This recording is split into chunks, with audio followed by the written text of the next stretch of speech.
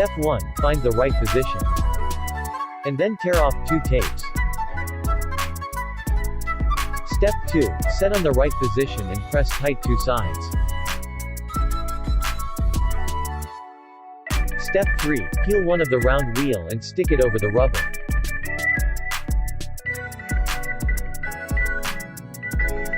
Step 4. Close the door. The round wheel went underneath the door.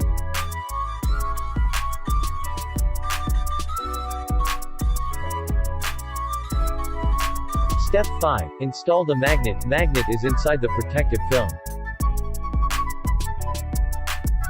Put the magnet in the hole.